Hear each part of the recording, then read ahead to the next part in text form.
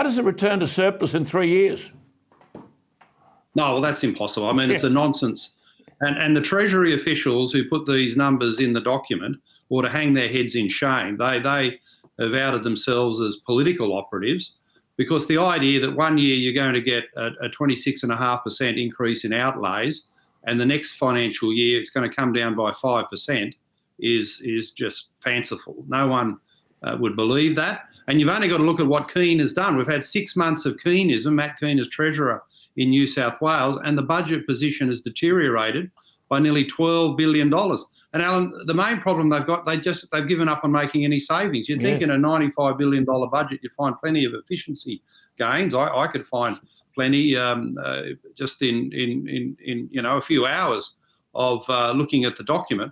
But Kean, in that 6 months that he's been Treasurer, has made net savings on the budget of just $32 million. That's M for so million. It cost $25 million to put a flagpole on the Harbour Bridge. Yeah.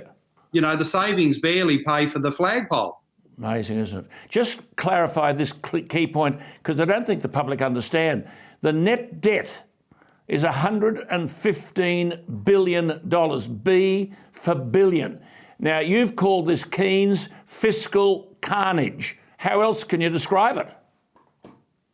Well, $115 billion net debt in New South Wales, $1 trillion racked up by the Morrison-Frydenberg budgets. My great-great-grandkids will be paying this off if they're lucky.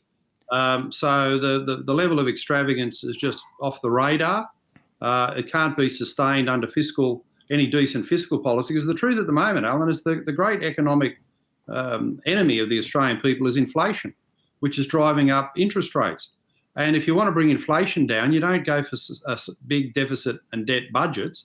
You've got to bring them back into surplus. You've got to make cost savings. You've got to show restraint to try and have a positive impact in bringing down inflation. So it runs counter to the economic fundamentals. It's all about the next election. And I think fundamentally, the Perrottet-Kean government has just given up on the idea of making savings, of believing that expenditure reductions are actually a good thing. And of course, as you say, it's easy to spend other people's money, especially when you don't care how it's spent.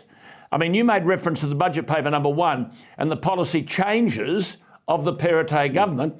Last year's budget, you said it had 145 policy changes and not a single spending cut. Now, every one of those policy changes represents more money.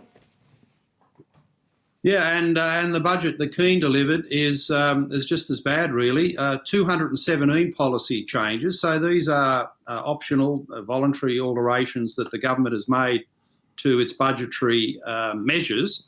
And of those 217 policy changes, they've only got 3 savings measures.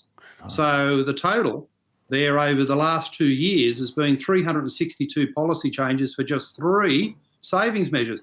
1 in 120 of their policy changes is actually a saving. 119 of them go the other way.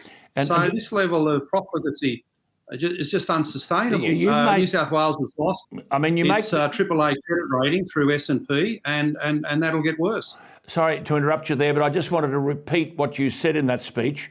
Mark Latham said, of those statistics that he's just cited to you, there is no precedent in Australian politics for this level of extravagance and slothful policy making.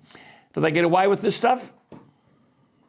Well, they shouldn't. I was quite glad to see the Men's Labor opposition under their excellent Shadow Treasurer Daniel Mookie talking about restraint and saying Labor wouldn't spend this much. So that's one encouraging thing. Whether they live up to that, you really just don't know.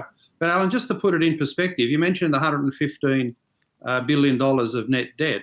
The interest rate that New South Wales government will pay to service its debt now will be over $6 billion. That's more than we spend on the TAFE system in New South Wales, more than we spend on New South Wales Police Service.